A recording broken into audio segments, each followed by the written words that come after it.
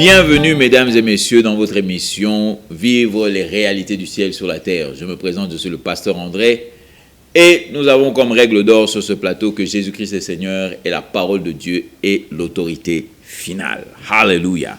Alors nous étions en train de parler et nous étions en train de faire comprendre que la justice, c'est le but même de la rédemption. La justice, c'est le but même de la rédemption. La raison pour laquelle Dieu vous a sauvé, ce n'était pas pour que vous restiez exactement qui vous étiez et que vous puissiez le suivre. Comme les gens croient, oh, Nazo Landaye sous Christ, et je suis pécheur, mais je suis Jésus-Christ. Non, mon frère. Quand tu acceptes Jésus-Christ, la Bible dit que Dieu a tant aimé le monde afin que quiconque croit en lui, qu'il ait la vie éternelle. Maintenant, cette vie éternelle vient avec la nature de Dieu qui s'appelle la justice. La justice, c'est la nature de Dieu. Donc, quand la justice vient au-dedans de toi, c'est là même que tout le but de la rédemption prend sa réalité. Alléluia. Tu n'es plus la même personne qu'avant. Tu es devenu la réalité de Dieu sur cette terre. Alors, lorsque tu ne réalises pas que tu es devenu la justice de Dieu, qu'est-ce qui se passe? Il y a ce qu'on appelle le complexe d'infériorité. Il y a ce qu'on appelle la condamnation. Il y a ce qu'on appelle la culpabilité. C'est-à-dire que même pour avancer devant Dieu, tu as peur, tu as honte. Tu ne veux pas. Pourquoi? Parce que tu sens que tu n'es pas assez juste pour Dieu. C'est pour ça que Dieu maintenant s'est occupé de ça et il a dit dans 2 Corinthiens 5, au verset 21, il a dit que lui qui n'avait point péché, il l'a fait pécher afin que nous devincions ou bien que nous devenions justice de Dieu. Donc ta justice ne dépend pas de toi, ta justice dépend de Dieu. C'est pour ça que lorsque tu acceptes cette réalité-là, tu verras même que ta façon de prier va changer. Tu n'auras plus peur, tu n'auras plus la conscience du péché. Chaque fois que tu avances, de dire oh Lazare Mosumuki, tu n'auras plus ça, tu n'auras plus cette oh je suis pécheur. Non, tu n'auras plus ça. Pourquoi? Parce que tu réalises que oh je suis la justice de Dieu. Je m'avance devant mon papa comme étant son enfant et non pas comme étant un bâtard quelque part qui vient ou l'enfant du voisin. Non, je suis l'enfant de Dieu. Et quand je m'avance devant Dieu, je m'avance devant Dieu en tant qu'enfant de Dieu. Alléluia. Et vous verrez même que la prière maintenant commence à fonctionner lorsque tu réalises qui tu es. Parce que tu n'as plus de complexe d'infériorité, tu n'as plus ce sens de culpabilité et tu n'as plus cette condamnation au-dedans de toi. Parce que tu as réalisé que tu es la justice de Dieu. Allons vite dans 1 Pierre. 1 Pierre, alléluia. Allons dans 1 Pierre.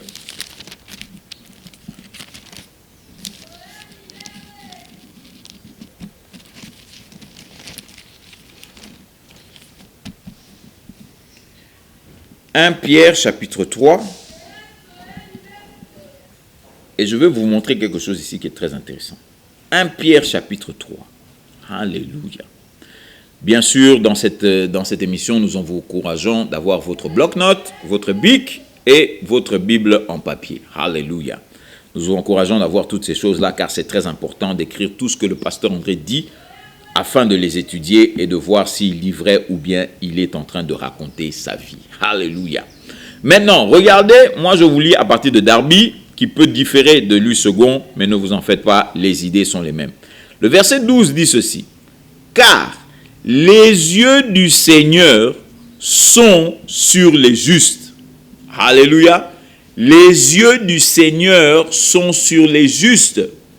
Maintenant, dans la Nouvelle Alliance, on pourrait traduire les justes en disant « Les yeux du Seigneur sont sur ceux qui ont été déclarés justes par Dieu. » Ceux qui ont été déclarés justes par Dieu. Donc, en d'autres termes, c'est lorsque tu acceptes que tu as été déclaré juste, que même quand tu pries, tu es dans l'assurance que Dieu t'écoute. Alléluia. Tu es dans l'assurance que Dieu t'écoute. Parce que il y a certaines personnes qui ne sont pas dans l'assurance. Il y a des gens, ils prient, et puis après tu lui dis, comment ça s'est passé? Ah, j'espère que Dieu m'a écouté. Non, mon frère, non, ma soeur. Si tu es juste, la Bible dit bien. Si tu es juste, la Bible dit clairement que les yeux de l'Éternel, les yeux du Seigneur plutôt, sont sur les justes et et ses oreilles sont tournées vers leurs supplications. Ses oreilles sont tournées vers leurs supplications. Maintenant, le problème qu'il y a souvent, surtout parmi les francophones, c'est lorsque on entend le mot supplication. Les gens, quand ils entendent le mot supplication, donc pour eux, donc je dois supplier Nzambe, Fonami bois canacé, n'allez là. Non, le mot supplication, c'est un mot, pour les francophones, c'est un mot qui vient du vieux français. Une supplication, c'est une demande. C'était une demande même officielle. Je fais une supplication. Ça ne veut pas dire que non, je suis là, je me mets par terre, je suis en train de pleurer, de crier, tout ça. Non, non, non, non, ça n'a rien à voir. Dieu, c'est ton papa. Dis-moi pourquoi est-ce que tu dois te mettre par terre pour demander quelque chose à ton papa? Si ton enfant vient et que ton enfant doit d'abord pleurer, il doit crier, il doit se jeter par terre, il dit « Oh papa, je ne suis pas digne, mais paix sangaï, papa ». Mais mon frère, si c'est comme ça que tu traites ton enfant, on va t'arrêter. On va t'arrêter, on va te mettre en prison. Parce que ça, c'est de l'abus. Et les gens veulent nous faire croire que notre Dieu, c'est comme ça qu'il agit.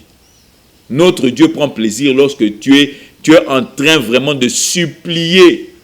Et c'est là que notre Dieu dit, bon, comme il a supplié, Mingia n'a pas essayé, comme il a pleuré. C'est faux, mon frère. Dieu est un bon Dieu. Il est un bon papa. C'est-à-dire qu'avant même que tu viennes, la Bible dit que Dieu sait ce dont tu as besoin avant que tu lui demandes. Alors pourquoi jouer au cinéma? Pourquoi se rouler par terre? Pourquoi se jeter comme si Dieu était méchant dans le ciel? Et lui dit non, jamais, je ne vais pas répondre, je ne vais pas répondre. Il faut nous aller là. Il faut d'abord que tu pleures. C'est faux, mon frère. Dieu est un bon Dieu. Il a tant aimé le monde. Vous savez ce que ça veut dire qu'il a tant aimé le monde? C'est-à-dire que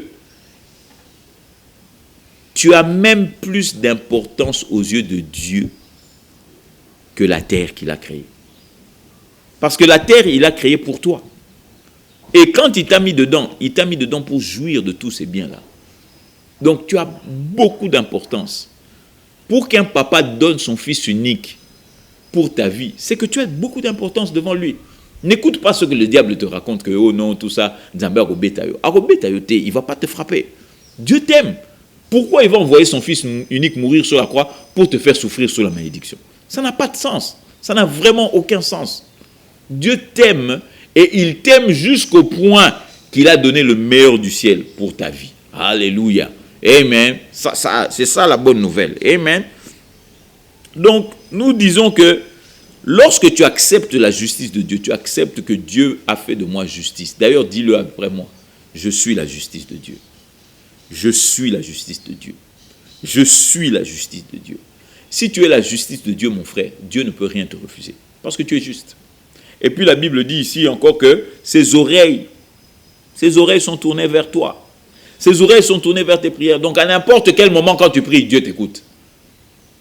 Je sais que tu es habitué que, oh non, il faut nous, tout bonde là, il faut d'abord, tout benga présence à Zambé. C'est faux. La Bible ici dit que son oreille est déjà tendue vers toi. Tu n'as pas besoin de dire, Seigneur, écoute ma prière. Mon oreille est déjà tendue. Tu veux que j'écoute comment? Alléluia. Il faut qu'on puisse sortir de ces choses-là que la religion nous a données.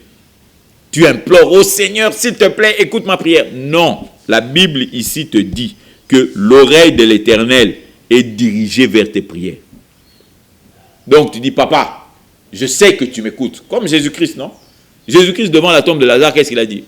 Oh Nzambé, Sogiyote, est-ce que Lazare a causé quoi? Si ce n'est pas toi, papa, est-ce que Lazare va se réveiller? Non, ce n'est pas ce qu'il a dit.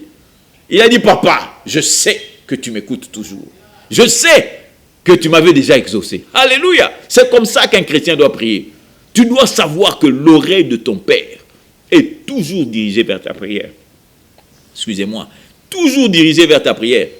Et que les yeux de l'Éternel, alléluia, sont sur les justes. Alléluia. C'est pour ça, si quelqu'un vient te faire du mal, il doit faire très attention. Il doit faire très attention. Celui qui te fait du mal, il doit faire très attention. Pourquoi? Parce que les yeux de l'Éternel sont toujours sur toi. Alors, si tu t'attaques à un des justes de Dieu, papa, tu as des problèmes avec Dieu. Pourquoi? Parce que Dieu nous regarde toujours. C'est lui qui nous protège. Amen. Alors, je vais vous montrer encore un autre verset. Dans Jacques, alléluia, Jacques, regardons Jacques, Jacques chapitre 5. Jacques chapitre 5 au verset 16. Alléluia. Jacques chapitre 5 au verset 16. Et la Bible dit ceci. Il dit, confessez donc vos fautes les uns aux autres. Je sais que peut-être lui second a traduit ça, confesser les péchés. Mais ce n'est pas les péchés. Alléluia. Là encore, il y a quelque chose de très profond qu'il faut comprendre. Vous savez, ça va peut-être vous déranger, mais soyez avec moi, ne vous énervez pas, et on va regarder ça selon les Écritures. Vous savez, l'une des pires choses que vous pouvez faire, c'est de confesser vos péchés à quelqu'un. Aïe, je sens que les gens n'aiment pas ça. L'une des pires choses que tu peux faire, c'est de dire tes faiblesses à un individu. Pourquoi? Regardez bien, réfléchissons bien. Voici que moi je suis pasteur. Tu viens chez moi, tu me dis, oh non, papa, j'ai des faiblesses comme ça, j'ai des faiblesses comme ça, j'ai des faiblesses comme ça. Alléluia. Bon, maintenant, quand tu me dis à moi tes faiblesses, c'est-à-dire que moi, maintenant, j'ai le dessus sur toi. Je sais, je connais tes faiblesses. Donc, je peux attaquer tes faiblesses. Alléluia. Mais, la Bible dit ici, confessez-vous les péchés, les fautes des uns aux autres. Elle parle de fautes, c'est-à-dire que ceux qui n'a sali au mabé, je viens devant toi pour te demander pardon par rapport à ma bé n'a salio. Je te demande pardon par rapport au mal que je t'ai fait. Mais je ne te dis pas les faiblesses de ma vie. Si quelqu'un doit connaître les faiblesses de ma vie, c'est Dieu. Pourquoi? Parce que Dieu, il est parfait. Dieu n'a aucune faute. Dieu peut comprendre. Il dit non, là, je comprends parce que je t'ai créé et je sais comment je vais changer ça. Mais quand tu vas dire à un homme, moi je connais beaucoup d'églises, il y a eu des problèmes. Il y a eu des sœurs qui sont allées se dévoiler chez les pasteurs. Et le pasteur, maintenant, quand on lui a dévoilé toutes ces choses-là, le pasteur a commencé à réfléchir. Et puis après, 3 mois après, on voit le pasteur qui tombe avec cette femme. Pourquoi? Mais parce que tout a commencé par une semence. Et la semence, elle est venue comment? Parce que le pasteur a dit, parce que la femme plutôt est allée révéler, mon frère, ma soeur, tes faiblesses, garde-les pour Dieu. Parle à Dieu, parce que c'est Dieu qui est parfait. C'est Dieu qui peut te changer. Mais si je t'ai fait du mal, par exemple, ceux qui n'ont sali au mabé, je viens, je t'insulte, ou bien j'ai détruit par exemple ta réputation. Oui, je vais venir vers toi, je vais dire, Seigneur, mon frère, hein, pardonne-moi pour ce que je t'ai fait. Les fautes que j'ai fait contre toi, je vais te pardonner. C'est ça que la Bible nous parle ici. Pardonner, pas dire les péchés aux uns aux autres, ou bien comme certaines religions font, ils ont un confessionnal. Allez, toi, tu vas là-bas, tu dis à un certain monsieur, tu lui dis toutes tes fautes, non, non, papa. Si moi je te dis mes fautes, toi aussi tu dois me dire tes fautes. Comme ça, nous sommes à armes égales. Mais oui, si tu veux que moi je te dise, toi aussi dis-moi. Comme ça, nous sommes à armes égales. Comme ça, on sait que non, toi tu as tes faiblesses, moi aussi j'ai les miennes. Mais pourquoi toi tu veux savoir seulement mes faiblesses et tu ne veux pas me dire les tiennes? Alléluia. Mon frère, ma soeur, arrêtons ces choses-là. Si tu dois parler de tes faiblesses, à Dieu. D'ailleurs, tu veux que je te donne une bonne nouvelle? La bonne nouvelle, c'est quoi? C'est que la Bible dit dans Philippiens 4, au verset 13, la Bible dit, je puis tout par celui qui me fortifie. Depuis que tu es né de Dieu, tu n'as plus de faiblesse. Depuis que tu es né de Dieu, tu n'as plus de faiblesse. Les faiblesses que tu crois que tu as là, c'est le diable qui est en train de te mentir. Le monsieur que tu étais avant, c'est lui qui avait des faiblesses. Mais depuis que tu es devenu enfant de Dieu, il n'y a plus de faiblesse. Mais tu dois confesser ça. Tu dois confesser, tu dois dire, Seigneur, je n'ai plus de faiblesse. Je n'ai aucune faiblesse. En Jésus-Christ, la Bible dit, je suis complet. En Jésus-Christ, la Bible dit que je suis une nouvelle personne, je suis une nouvelle créature. D'où je ne pêche pas. Alléluia. Je n'ai aucun désir d'aller pécher.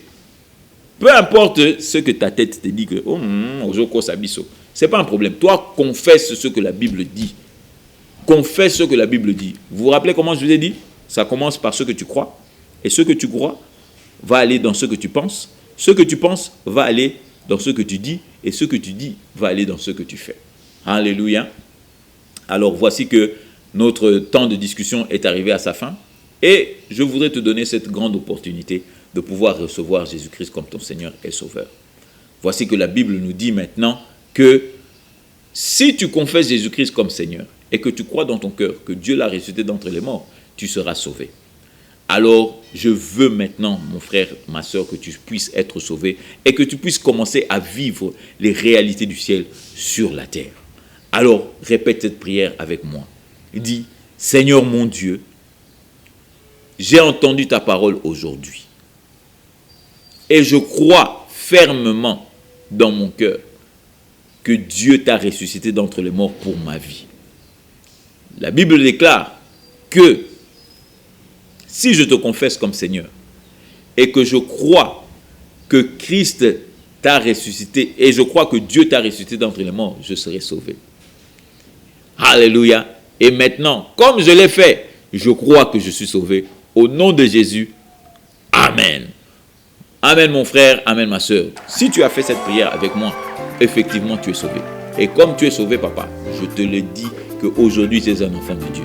Et si tu es un enfant de Dieu, mon conseil c'est que tu trouves une bonne église, là où la parole de Dieu est prêchée, où Jésus-Christ est reconnu comme Seigneur. Si tu n'as pas d'endroit, nous avons un numéro de téléphone, appelle-nous. Car ton temps de vivre les réalités du ciel sur la terre est arrivé. Alors je suis le pasteur André, vous rappelant que Jésus-Christ est Seigneur et qu'on se reverra la prochaine fois.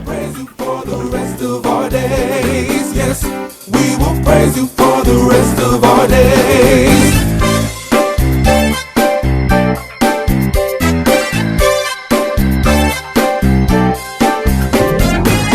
We clap our hands in the sanctuary. We clap our hands to give you the glory. We clap our hands to give you the praise. And we will praise you for the rest of our days. Yes. We will praise you for the rest of our days.